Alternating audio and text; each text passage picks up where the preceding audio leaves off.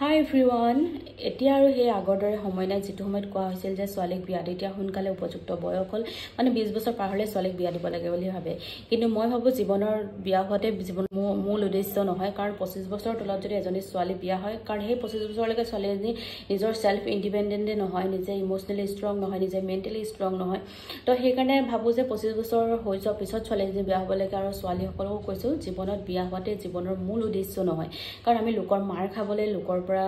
ডিঙি চেপা খাবলৈ হেবোৰ হ'বলৈতো আমি জন্ম হৈ অহা নাই ন কোনোবাই আমাক হত্যা কৰি দিব হেয়াইতো আমাৰ জীৱন নহয় কিবা এটা আগে কৰি লোৱা যাতে নিজৰ ইন্ডিপেন্ডেন্টলি কিবা এটা হওক তাৰ পিছত বিয়াৰ কথা ভাবিবা আৰু ঘৰৰ মানুহ সকলকো কৈছো দাদা খুৰী পেহী পেহা সকলকে কৈছো যে আপোনালোকে ছোৱালী এজনী কেতিয়াও বিয়াৰ কথা ইমান সোনকালে নাভাবিব যেতিয়ালৈকে ছোৱালীজনী 25 বছৰ বয়স নহয় আৰু যেতিয়ালৈকে কিবা এটা নিজৰ কৰি নলয় তাৰ পিছতে বিয়াৰ কথা ভাবিব দেখিছো আমি আমাৰ চকুৰ আগত কিমান ডাঙৰ ডাঙৰ ঘটনা হৈ গৈছে কোনোটো ভবা নাছিলে ন হেয়া তেনেকুৱা ঘটনা এটা হ'ব বিয়া তিউটোটো কোনো ভবা নাছিলে তেনেকুৱা এজন লৰাই এনেকুৱা এটা হত্যা কৰিব বুলি কিন্তু মই ভাবো ছোৱালীজনী ইমান সৰুতে বিয়া হ'ব নালাগে নিজৰ কিবা এটা কৰি লয় তাৰ পিছত বিয়া কাৰণ জীৱনত বিয়া হোৱাটো আমাৰ মূল উদ্দেশ্য নহয় আমাৰ জীৱনটো বহুত খন্তেকীয়া কিন্তু আমি লাইফ পাৰ্টনাৰ জনটো ভাল বিচাৰিব লাগিব সেই কাৰণে নিজে কিবা এটা কৰি লোৱা তাৰ পিছত নিজে ষ্ট্ৰং হোৱা তেতিয়া বিয়াৰ কথা ভাবিবা ইমান সোনকালে বিয়াৰ কথা ভবাটো প্ৰয়োজন নহয় আৰু এনেকুৱা ঘটনা যাতে নহওক আৰু